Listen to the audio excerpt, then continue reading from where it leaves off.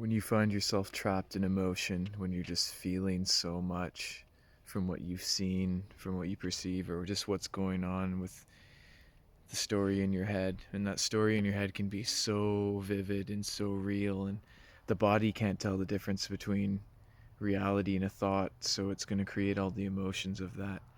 And if there's things that we're releasing and letting go of that are stored within the body, energies, throughout old stories and agreements we made, I, um, I'm not good enough, I'll never amount to this, I don't deserve to be with someone, whatever stories we have that are just sitting within us and their energy blockages. And as we start to, if something triggers that, it's going to bring up where we feel that on a certain spot. I usually feel it like in my belly, and I feel it in a couple other places too. But finding kind of like the root source of it that then branches to other places.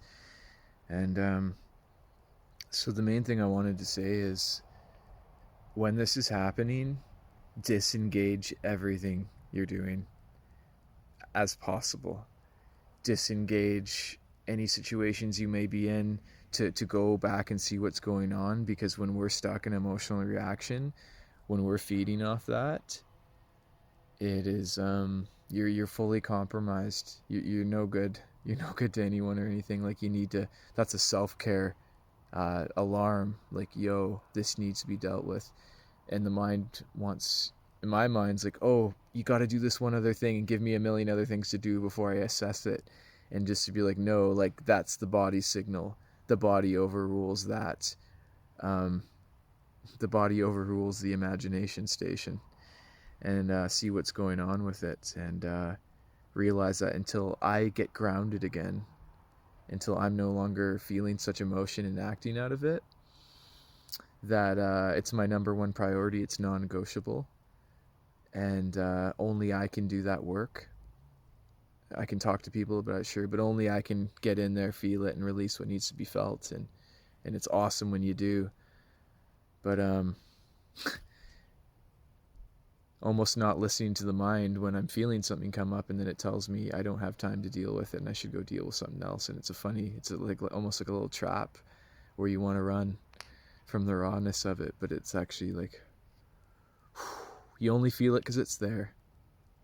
You only feel it because it's there. And if it wasn't there, you wouldn't feel it. So if it is there, just like the Buddha said, we get shot with an arrow. Oh, and then we try to figure out, where did it come from? Where did it at, though? How fast was it going? Well, there's still this arrow in us, like, oh, I'm bleeding out. So we need to remove the arrow first.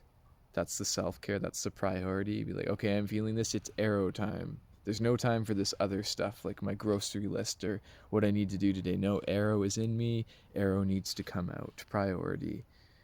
And making more of a practice of that is what I'm doing.